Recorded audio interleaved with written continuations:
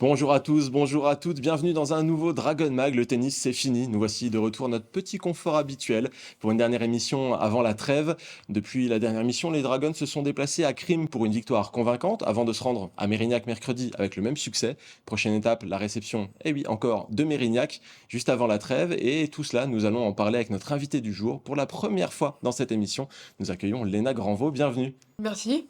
Bonjour à tous, à toutes. Ça va bien installé dans notre petit confort jaune et bleu? Franchement, pas mal. Il est vraiment super ce petit studio. Alors, il y en a un qui est plus du tout impressionné par le studio, il le connaît bien par cœur, c'est Rémi Aledine. Comment ça va, Rémi? Ouais, mais il y a toujours des génériques qui sont refaits. D'ailleurs, il me surprend parce qu'il est plus court que le précédent. À chaque fois, je suis pas prêt. Mais Ouais, bonsoir à tous. on change, on essaie d'innover un petit peu, etc. On salue Clément Dumais qui nous a refait ce beau Ouais, générique bravo. pour la saison. En tout cas, on a d'autres choses à évoquer que le décor ou le générique, c'est la première mi-temps.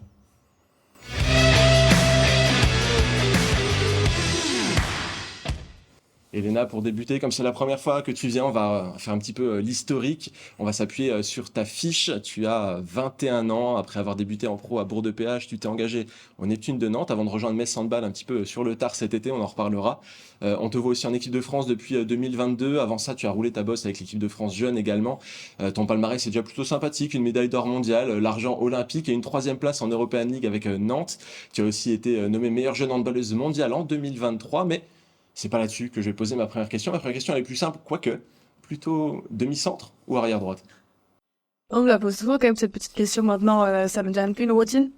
Mais je vais dire plutôt demi-centre. Honnêtement, je me sens beaucoup mieux en tant que demi-centre, en tant que meneur de jeu, que ce soit ici à Metz ou auparavant ou en équipe de France. Mais bon, des fois, faut faire des choix et pour pouvoir être sélectionné, il faut pouvoir être polyvalente et du coup jouer arrière droite en équipe de France surtout. Je pense que j'ai prouvé que je pouvais jouer tranquillement à ce poste-là. Après, c'est sûr que c'est pas la même demande, c'est pas les mêmes capacités, mais aujourd'hui, comme il le dit, tant qu'il faudra jouer arrière droite pour pouvoir être sélectionné, jouer en équipe de France, bon bah. C'est un sacrifice qu'on fait facilement, je pense. Ouais, ça se pose pas comme question. Au début un peu, mais maintenant c'est une routine et je suis là tant qu'on me le demande. Ça met du relief dans la saison, un petit coup de demi-centre par là, un petit coup arrière par-ci. En tout cas, à Metz Handball, tu joues demi-centre, surtout demi-centre en tout cas. Mais à Metz Handball, normalement, tu devrais pas y être aujourd'hui. C'est un petit peu, c'est un petit peu la surprise du chef de cet été. Alors, on en rigole, mais c'est un petit fond un petit peu dramatique. Tu devais jouer avec Nantes. Le club a fait faillite au courant de l'été. Il a fallu te trouver une nouvelle maison alors que tu étais en même temps sur les JO, etc. Comment ça s'est passé de ton côté? Alors, on connaît tous la grande histoire, voilà les annonces qui ont été faites, mais de ton côté, comment tu as vécu cette période? Au début, quand j'ai appris que Nantes était en déficit, c'était plutôt compliqué, mais pendant une journée, j'étais beaucoup toute seule dans le mal, mais après, je me suis dit, j'étais en train de vivre des JO et je pense qu'il fallait mettre ça de côté, ce que j'ai réussi à faire très très bien. Et c'est sûr que les 10 jours de vacances, à la base, ça devait être un peu reposant, mais pas du tout, pas du tout au final, mais Ambiance carton de déménagement et c'est ça. Ah non, avec Metz, ça s'est vraiment fait tranquillement. Ils m'ont appelé directement et j'ai senti que c'était le moment pour y aller. Ça faisait plusieurs années que Thierry m'appelait et aujourd'hui, je suis très contente d'être arrivée ici. C'est sûr que ça devait pas être aujourd'hui, mais voilà, le destin a fait que je suis là et je me plais beaucoup à Metz aujourd'hui. alors, les difficultés un peu financières du handball féminin, tu commences à bien les connaître malheureusement. Tu es passé par Bourg-de-Péage avant ça, Nantes. Quel regard est-ce que tu portes là-dessus? C'est quand même une problématique qu'on retrouve trop souvent finalement dans le championnat de France. Est-ce que tu te dis il faut qu'on trouve des solutions? Comment tu l'appréhendes toi? C'est triste, mais j'ai pas vécu les mêmes situations. Je pense qu'à Bourg-de-Péage, c'était vraiment un petit club. Pour le coup, on était là en construction. Ils ont voulu aller un peu plus haut et d'ailleurs, sportivement, on avait très bien joué, mais voilà, après, ça a pas suivi. Alors que Nantes, c'était pour moi un des clubs phares féminins et aujourd'hui, c'est très triste qu'il se soit fini comme ça. Après, les raisons, je les laisse de côté, mais aujourd'hui, je pense que en général, c'est dommage parce que c'était quand même le top 3 de la LFH et pour un très gros concurrent pour Metz et Brest. Mais voilà, aujourd'hui, après, c'est comme ça. Elles sont en D2 aujourd'hui. J'espère un jour les revoir en D1 parce que elles le méritent et la ville le mérite parce qu'ils mettent vraiment beaucoup de choses en place. Après, c'est sûr que pour le sport en général, c'est pas facile de vivre ces choses-là, mais il faut se poser des bonnes questions et je pense qu'il y a beaucoup de choses à faire avec les clubs sur ces choses-là. En tout cas, je pense qu'on est nombreux à partager ce que tu dis sur le fait qu'on espère que Nantes revienne en D1 sous son autre forme, mais en tout cas en D1 le plus vite possible. C'est un club qui a tout à fait sa place et un territoire qui a tout à fait sa place pour le sport féminin. Rémi, une question pour Léna. Ouais, une question parce que que je trouve que je fais partie d'une génération pour laquelle c'est plus compliqué. Parce que les générations précédentes qui ont intégré l'équipe de France, je parle surtout de l'équipe de France, n'avaient pas la pression des générations précédentes. C'est-à-dire que l'équipe de France avait certes gagné en 2003, mais n'avait pas surnagé sur l'handball féminin, ce que fait cette équipe depuis plusieurs années maintenant. Toi, tu débarques en équipe de France qui a déjà gagné beaucoup de choses, et tu arrives à être déterminante dans le match le plus important du dernier tournoi avant les Jeux Olympiques, cette finale. Qu'est-ce qui fait cette force de caractère pour que tu arrives à t'imposer dans une équipe qui a déjà tout gagné, auprès de joueuses qui peuvent te regarder en disant, bon, bah, regarde-nous et apprends, et comment tu fais pour arriver, briller, et voilà, c'est une question, parce que c'est pas facile quand même.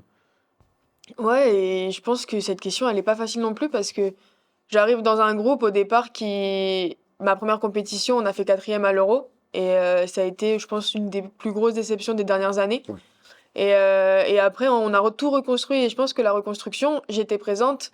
Et du coup, j'ai été intégrée directement dans ce groupe-là. Et aujourd'hui, c'est la chance que j'ai eue d'un côté de pouvoir être directement dans la reconstruction du groupe, de l'équipe de France. Et c'est pour ça aussi que je me sens intégrée à 100% maintenant. C'est qu'aujourd'hui, j'ai vécu beaucoup de choses depuis les 2 dernières années parce que entre une quatrième place, une médaille d'or et une médaille d'argent, ça fait beaucoup. Mais voilà, après, je dirais qu'en finale, comme je l'ai dit d'ailleurs, je ne sais pas ce qui s'est passé. Je l'ai pris la balle comme je devais la prendre et j'ai vu des choses devant moi. Et comme depuis des années, j'ai joué spontanément au handball. Et je pense que c'est ça aujourd'hui qui est ma force. C'est que quand je stresse ou qu'il y a la pression, je ne suis plus moi-même. Alors que quand je suis là, pour prendre du plaisir et pour essayer de donner tout ce que je peux sur le terrain, bah, ça marche et c'est comme ça que moi je l'ai vécu. Cette finale, je reviens juste là-dessus parce que, Vas-y, vas-y. bon, bah, nous, en tant qu'observateurs de handball, on n'a pas découvert la handballeuse, on n'a pas découvert ton talent, mais tu t'es révélé aux yeux du monde, du grand public avec cette finale où tu as pris le ballon et bon, t'as pas fait gagner l'équipe toute seule, évidemment, qui est un collectif, mais tu as surperformé sur ce match-là. Est-ce que tu as senti vraiment un avant et un après? Encore une fois, nous, à la handballeuse, on la connaissait, mais le grand public t'a découvert. Est-ce que tu l'as senti, toi? Ah oui, maintenant je le sens clairement. Tous les matchs internationaux, bah, je suis plus regardée de la même manière parce que bah, forcément, quand on fait des performances de cette taille-là, après, tout le monde se méfie de toi et de la handballeuse. Mais aujourd'hui, oui, il y a eu un avant-après, c'est sûr, c'est certain. Et médiatiquement, je le ressens fois mille, je pense. Avant, j'étais là, je pouvais aller me balader tranquillement. Après les matchs, j'avais pas de demande de signature ou très très peu. Et aujourd'hui, bah, je fais partie des joueuses. Là, on le voit encore à Mérignac, des joueuses qui sont les plus demandées avec les internationales. Donc on le voit très très fort par rapport à ça. En tout cas, en équipe de France, tu connais bien les systèmes maintenant, ça fait quelques années que tu y es. À Metz Handball, c'est encore en train d'être en cours d'apprentissage, on le sait, les demi-centres qui arrivent à Metz, il y a un travail énorme à fournir pour comprendre tous les enclenchements, etc. C'est un peu un système à tiroir où il faut aller chercher un petit peu toutes les variantes. Comment ça se passe de ce côté-là? Parce que on l'a dit, tu es arrivé hyper tard dans la préparation, au mois d'août. Il a fallu apprendre pas mal de choses. Aujourd'hui, ça y est, tu as réussi à décortiquer le gros du playbook ou il faut encore avancer là-dessus? Non, là-dessus, j'ai pas eu trop de mal. Ça allait plutôt facilement pour moi, mais le plus dur a été de tout mettre en ordre, ma vie à l'extérieur, ma vie sur le terrain et l'intégration dans le club, dans l'équipe, etc. Donc voilà, c'est ça qui a été le plus dur, de tout mettre à son endroit. Et je pense qu'aujourd'hui, ça commence tranquillement à rentrer. C'est sûr qu'on a été une nouvelle équipe, on est une équipe très très jeune malgré tout. Et je pense que au début, on n'était pas toutes coordonnées et maintenant ça marche beaucoup plus facilement. Ça se voit là, dans les derniers matchs, c'est plus fluide, c'est plus sympa à jouer. Et même pour nous, on sent du relâchement. On peut vraiment jouer à notre niveau et c'est quand même mieux de se sentir comme ça avec l'équipe que de gagner les matchs, mais de se regarder à la fin et se dire waouh, on a eu chaud. Alors que maintenant, bah là, on voit qu'on est devenu le Metz Handball de l'année dernière et des années précédentes et ça fait plaisir. Bon, avant de terminer cet interrogatoire de début d'émission, il me reste une question et je suis obligé de la poser, même si c'est pas les sujets qu'on aborde le plus normalement après 2, 3 mois de compétition. Tu es à Metz Handball. Est-ce que tu te vois en avenir à Metz Handball aussi? On sait que tu as une option dans ton contrat. C'était, je crois, Thierry Weisman qui l'avait évoqué ici, qui doit s'activer ou non au mois de décembre. On en est où par rapport à ça? Tu as le droit à un joker si tu le souhaites, mais je pose quand même la question. Bah, on est forcément en discussion. Aujourd'hui, je me sens bien à Metz, donc on verra la suite, mais les discussions ont commencé. Très bien, on va s'en tenir à ça, on va On n'est pas suivre en décembre les encore. informations. On n'est pas encore en décembre, Voilà. on approche très vite, le On calendrier de reviendra l'Avent, bientôt. etc. va être sorti Attends. très bientôt.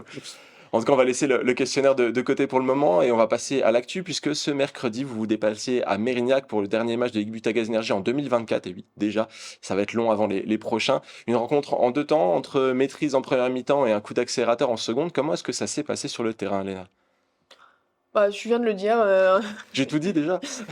En première, on était présente sur le terrain, voilà, c'était ça. On suffisait à ce qu'on faisait. Il y avait pas trop d'énergie, etc. Mais on se l'est dit à la mi-temps et tranquillement, en deuxième, on a mis l'accélérateur, on a mis la cinquième, je pense, et on l'a vu quand on commence à jouer comme on l'a fait en deuxième mi-temps, bah, malheureusement pour l'équipe d'en face, c'est un peu plus compliqué. Mais nous, ça nous a bien réussi parce qu'on a pu encore faire tourner, on a pu avoir. Tout le monde a pu jouer le jeu et c'est vraiment ça le plus important aujourd'hui avant d'affronter une belle équipe de crime. En tout cas, au final, ça fait une victoire assez nette, 30 à 26. Grâce à ce résultat, Metz Handball garde son invincibilité et le classement se fiche jusqu'en 2025, comme je l'ai dit. On va l'observer quelques instants, ce classement de Ligue Butagaz et Énergie. Comme on l'a évoqué la semaine passée, Dijon a décroché du trio tête avec une défaite face à Chambray. Seuls Brest et Metz sont encore invaincus et la lutte au sommet du classement promet d'être encore assez rude. La seule chose qui départage Brest et Metz, c'est le goal average qui va être évoqué dans quelques instants, parce que Metz est en train de monter en puissance. En ordre de bataille, derrière au classement, on a Paris, Nice et Chambray pour compléter le top 6. Et en bas, c'est chaud pour Mérignac et Saint-Amand, bien que ces dernières aient remporté leur premier match de la saison cette semaine. Rémi, qu'est-ce qui t'évoque ce classement? Alors, ça fait 7 journées, le championnat est un petit peu bizarre, entrecoupé des trêves, etc. Mais il commence déjà à dire quelque chose. Bah, si on se focalise sur Metz, il symbolise de plus en plus ce qu'on sait, ce qu'on pressent. C'est un championnat, alors malheureusement parce que Nantes n'est plus là et malheureusement aussi parce que Paris est beaucoup moins compétitif qu'avant. C'est un championnat qui, pour la victoire finale, va se cantonner à un mano passionnant. Je dis pas que ça l'est pas parce qu'on est face à deux équipes qui cette saison affichent un très beau visage. Voilà, c'est un duel Metz-Brest. Et dans ce duel-là, on a plusieurs niveaux d'analyse selon la période. En début de saison, on voyait quand même un Brest bien plus flamboyant que Metz Handball, que ce soit en Coupe d'Europe, mais en championnat où les victoires apparaissaient plus faciles, plus autoritaires, avec moins de frayeur. Euh, Ça a beaucoup changé aujourd'hui. Aujourd'hui, alors On a un goal average, j'ai la stat qui est en train d'évoluer côté Metz Handball. Les derniers matchs, c'est ouais. plus 14, plus 16 et plus 16. on On sent a, que Metz Handball a appuyé un peu sur on l'accélérateur. a des matchs de Metz Handball où le rapport de force maintenant est clair. C'est-à-dire qu'une équipe comme Mérignac, alors qui en plus est dans les profondeurs du championnat, euh, n'a clairement aucune chance de la première à la dernière minute. Je veux dire, ce match, même si au début tu sembles avoir du mal à te détacher, tu sais que physiquement un Metz c'est plus fort, tu sais que la densité de l'effectif fait que à un moment donné ça va craquer en face. Et, euh, et en fait, ce qui est vachement ingrat pour Metz Handball, c'est que ce qu'on croit normal, c'est ce qu'on voit là. C'est-à-dire qu'on se dit, ah, enfin, ça y est, on a retrouvé l'équipe qui est intraitable en Ligue des Champions, on a retrouvé l'équipe qui est invincible en championnat et qui va jouer ce championnat contre Brest. Et on trouvait ça anormal. Et on était là à se poser énormément de questions sur ce début de championnat, malgré aucune défaite, encore une fois, qui était un petit peu plus poussif que d'habitude. Donc là, ça y est, on a retrouvé cette routine, on a répondu à pas mal de questions. Je pense moi, j'en m'en posais pas mal et je commence à avoir presque toutes les réponses maintenant. On en parlera peut-être après. Et voilà, le visage de championnat se dessine petit à petit. Mais je pense que il faudrait être vraiment, vraiment, vraiment très fort pour aujourd'hui pronostiquer le vainqueur du mano à mano entre Brest et Metz. Voilà, parce qu'on a vraiment deux équipes de très haut niveau. Et ne surtout pas se contenter de dire Metz Handball est invincible en Ligue des Champions alors que Brest ne l'est pas. Brest, les deux matchs qu'ils ont perdus, c'est des matchs qu'ils avaient le droit de perdre quand même assez largement. Donc voilà, ça va être passionnant. J'ai pas la date du Brest-Metz ou du Metz-Brest qui va se dessiner en premier, mais en tout cas, bien sûr, on aura une attention particulière sur ces, Ah bah sur, oui. sur ces Bah, matchs. si on rate cela, bon, Ah bah là, si on aime le handball, on les loupe pas, ceux-ci. Léna, tu en penses quoi des écarts qui semblent grossir sur les derniers matchs? On en a un petit peu parlé avec Jazz la semaine dernière dans l'émission. Elle nous disait, bah, c'est aussi le travail qui portait ses fruits. C'est pas forcément une question d'opposition, c'est aussi bah, tout le travail qui a été fait depuis cet été et la préparation un peu bizarre avec les Jeux Olympiques qui commence à porter ses fruits. Mais quand même, il y a beaucoup d'accélérateurs aussi. Ouais, c'est sûr, ça a été très long à se mettre en marche, mais en fait, on l'a dit, le travail, ça se fait pas comme ça.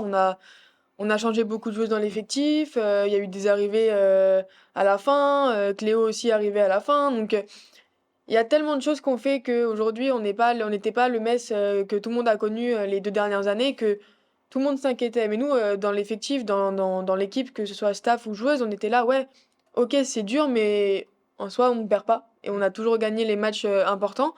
On sait que aujourd'hui, je pense que ça va jouer contre Brest. Après, on sait que Dijon, cette année, a une très bonne équipe et il faudra pas la jouer tranquille contre elle. Et je crois qu'on joue le 4-5 janvier contre. La reprise de championnat, c'est ce qu'on dit, Jean. Donc voilà, je pense que c'est un championnat encore très intéressant. Brest a, oui, perdu en Ligue des Champions, mais a joué aussi des grosses équipes en Ligue des Bah oui. Champions. Donc faut pas tout mélanger.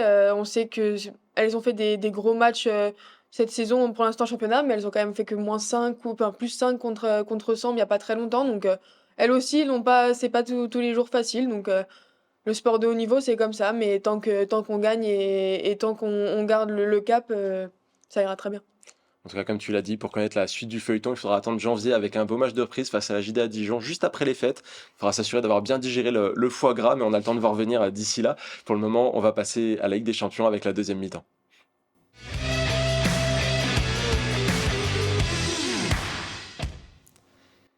Et donc on va parler de Champions League à présent. Et regardez, au classement, là aussi, Metz Handball est invaincu. Le FTC est toujours en embuscade après avoir gagné de 2 buts à Bucarest. L'autre candidat au tableau, c'est Krim, et ça tombe bien puisque les Dragons se sont déplacés à Ljubljana le week-end passé avec succès et recevront l'équipe slovène ce samedi aux arènes pour activer la phase retour. On va revenir sur ce premier match. La première mi-temps a mis un drôle de rythme. Metz a su créer des écarts, mais Krim s'est accroché aux échecs en attaque placée pour s'accrocher à un score serré. À la mi-temps, ça fait +2. Mais Léna, il a quand même fallu un petit peu batailler dans cette première mi-temps là aussi. Ouais, je sais pas trop ce qui se passait, mais pas trop d'énergie. Jouer à 14 heures, c'est pas facile. Le rythme est vraiment différent. Donc voilà, on a mis du temps à rentrer dedans. On a raté quelques shoots. On était un peu en échec. Cléo a fait son match quand même en première, donc ce qui nous a bien aidé. Et puis voilà, après, on était quand même devant, ce qui est bien et ce qui est très bien même contre Crime, parce qu'on sait que c'était une grosse équipe. Plusieurs joueuses sont de très haut niveau, donc on l'a pris au sérieux. Et voilà, en deuxième, bah, on a accéléré, on a mis les choses en ordre en défense, en attaque. On a fait tout ce qu'on pouvait, des variantes, et je pense qu'elles étaient un peu surprises hein, du rythme qu'on pouvait mettre, même si la première était un peu lente. Donc on les a pris un peu à contre-pied. Et voilà, on a gagné assez tranquillement, mais je pense que le deuxième match va être un tout autre combat. On a pu voir qu'il y avait une vingtaine de supporters qui avaient fait le déplacement. Alors la semaine dernière, je disais, je compte sur vous pour faire du bruit. Bon, je ne sais pas s'ils m'ont écouté, mais en tout cas, ils ont fait du bruit, on les a bien entendus à la télé. Qu'est-ce que ça représente pour une joueuse de voir qu'il y a des supporters comme ça qui font le déplacement partout en Europe pour venir vous encourager et pousser derrière l'équipe? Bah, c'est hyper plaisant. Enfin, moi, j'adore jouer avec le public, j'adore les supporters, j'adore le bruit. Donc, pour moi, c'est incroyable d'avoir des personnes comme ça dans des clubs parce que bah, on sait qu'ils nous soutiennent toute la saison. On sait que quoi qu'il arrive, ils seront toujours là. Donc après, franchement, on les remercie parce qu'on sait combien c'est compliqué de se libérer pour aller voir des matchs, surtout à l'étranger. Donc voilà, aujourd'hui, je pense qu'on est toutes reconnaissantes de ce qu'ils ont fait et de ce qu'ils continueront à faire, j'en suis sûre. Et donc voilà, on les remercie totalement parce que on sait que c'est un engagement fort pour eux et pour nous aussi. Rémi, pour revenir au match, en deuxième mi-temps, Metz Handball a activé son traditionnel rouleau compresseur. Généralement, quand la confiance est là, ça déroule. Et là aussi, il y a eu un petit peu de rotation. On a pu voir pas mal de joueuses entrer en jeu et faire de belles choses. On pense à Tyra Axner, on pense à Emma Ouais. Jacques, on pense à des joueuses comme ça. On verra d'ailleurs dans les images Emma Jacques qui nous a mis une lucarne incroyable, encore une Ouais, fois. elle le fait tout le temps. C'est quand même, elle le fait tout le temps, mais on va pas le banaliser non Des plus, quand fois, même. des fois, elle rentre 30 secondes, elle te met une lucarne. Bon, non, il faut pas le banaliser parce que c'est immensément précieux. Ouais. Et d'avoir une joueuse qui a autant de capacité qu'Emma Jacques, avec aussi peu de temps de jeu, c'est une richesse pour Mason Ball. Voilà. Moi, je vais dire que j'ai vu alors, ça fait plusieurs fois là, les derniers matchs, mais là, c'est le symbole parce que l'adversaire est de taille et parce que c'est un match à l'extérieur en Ligue des Champions. Euh, j'ai vu quasiment le match parfait.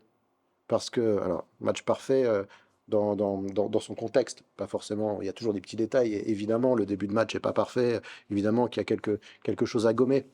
Mais je l'ai vu parce que j'ai eu, ce que je disais tout à l'heure, toutes les réponses aux questions que je me posais en début de saison.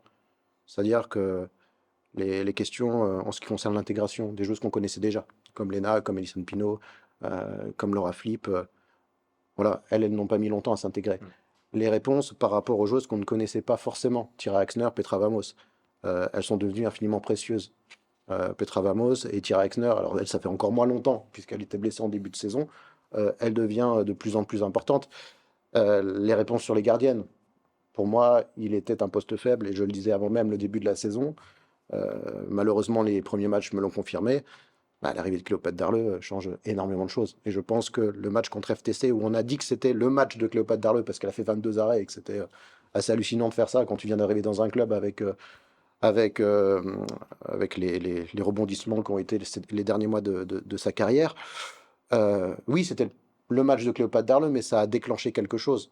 Ça a donné plus de certitude à la défense. Et derrière, on a cette série qui aboutit maintenant à une équipe qui fonctionne très bien. Et puis, il y avait la question de la fatigue. Là, j'ai pas la réponse parce que là, c'est le motif d'inquiétude, surtout les internationales françaises.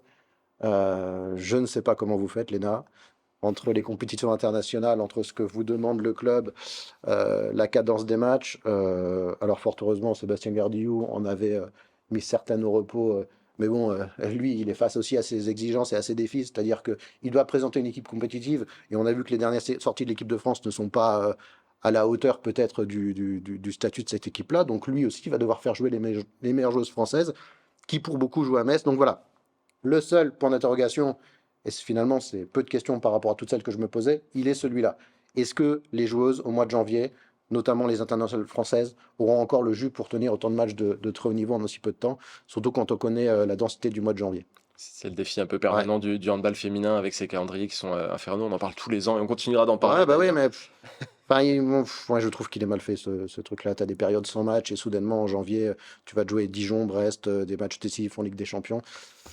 Voilà. On a le Bon, souvenir de mois de janvier assez terrible pour mettre ouais. handball avec des gros enchaînements, mais bon, c'est malheureusement comme ça que le calendrier est fait. Il va falloir faire avec cette saison, peut-être ça changera dans le futur. En tout cas, pour le moment, je vous propose un petit focus sur les ex-Messines qui sont présentes à Crime. On retrouve Anna Gross, Graza Hadi, Tamara Horacek, Chaza Stanko et Awa Ndiaye. Alors Awa Ndiaye, si vous vous souvenez pas, hein, ça fait déjà quelques années, elle était à Metz entre 2014 et 2017. Elle a beaucoup joué en N1, mais aussi 19 matchs en Ligue Butagaz Energy et en Champions League, et elle fait partie donc de cet effectif de Crime. Ces joueuses-là, eh bien, elles ont entre elles marqué la moitié des buts de Crime. C'est des joueuses qu'on sait de qualité. On sait qu'Anna Gross a été un petit peu muselée pendant ce match. Rémi, je te file la patate chaude. Qu'est-ce que tu penses de l'apport de ces joueuses, en tout cas de leur rôle avec Crime, et ce qu'elles vont pouvoir apporter pour le match retour? Bah, elles nous font peur. Anna Gross a tellement causé de cauchemars. Supporter de Metz du temps où elle a évolué à Brest. Alors, sans faire offense à son immense carrière, ce n'est plus la Anna Gross qui changeait le cours d'un match, qui mettait 13 buts, 14 buts et qui à elle seule pouvait gagner un collectif, heureusement. Malheureusement, elle est très bien accompagnée. Alors, Awa Ndiaye, on avait vu son potentiel, on n'avait pas vu la joueuse de niveau mondial à Metz. Est-ce qu'elle l'est devenue? Elle est devenue en tout cas une solide joueuse européenne. Par contre, ben, grâce à Di, Tamara, on les connaît, on connaît surtout leur intelligence. On connaît, je pense, leur volonté de faire plus que bonne figure devant le public de Metz. Et on a vu leur nombre de passes décisives, ça se limite pas au but, ça fait Et aussi quand on des les caviar. connaît, on sait qu'elles sont animées d'un gros sentiment de revanche. Je pense qu'elles n'ont pas apprécié de se faire malmener dans leur salle. Je pense qu'elles auront à cœur aux arènes de faire un bon match. Et c'est normal parce que ce sont de grandes championnes. Donc voilà, ça fera plaisir à tout le monde de les voir et de les applaudir au début du match, mais ça ferait plaisir à tout le monde également de les voir repartir, malheureusement, pour elles, la tête basse à la fin du match. Léna, tu y crois, toi, ce truc de... Alors, je suis pas sûr que ça te soit arrivé, malheureusement, pour les raisons qu'on a évoquées tout à l'heure, mais de ces joueuses qui reviennent dans leur ancienne ville, dans leur ancien club, et qui essaient de faire une grosse performance parce que bah, elles ont envie de montrer ce qu'elles ont apporté, tout leur progrès. Tu y crois, à ce truc-là?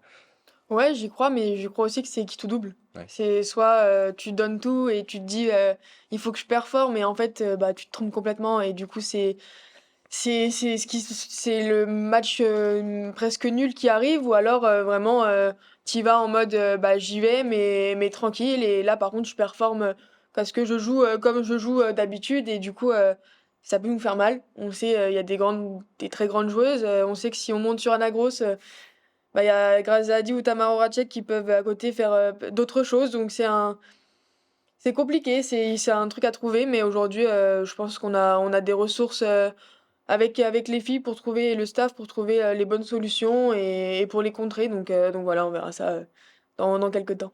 Objectif invincibilité avant la trêve, et ce match, moi j'ai hâte de le voir. Ce sera aux arènes samedi à 18h. On attend une belle ambiance avec un peu plus de 20 supporters pour le coup. Donc là aussi, faites du bruit, on compte sur vous.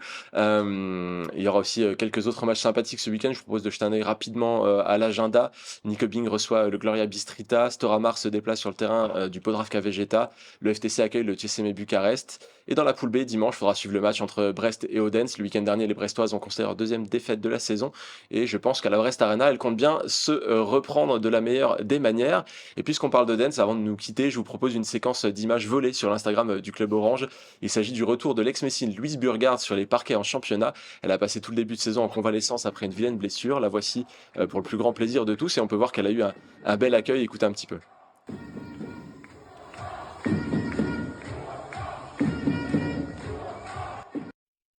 Bien sûr, de ces joueuses qu'on n'oublie pas à Metz et dont on va continuer à suivre l'évolution cette fois-ci. C'est là qu'on voit que Metz est quand même devenu un club très très fort depuis très très longtemps, parce que dans tous les meilleurs clubs du monde, tu as quand même des ex-Messines. Bien sûr. Là, on parle de Crime, mais Avant, on disait dans le championnat de France, il y avait des ex-Messines partout. On peut parler de Dior, on peut parler de tous les clubs. Tu as forcément 2 ou 3 joueuses majeures de ces équipes-là qui sont des joueuses pour jouer à Metz ces 5 ou 6 dernières années. Donc c'est dire quand même depuis le club qui est devenu Metz Handball.